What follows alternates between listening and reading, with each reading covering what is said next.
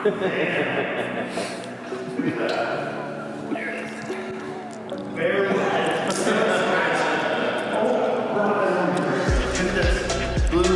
the arrow apart.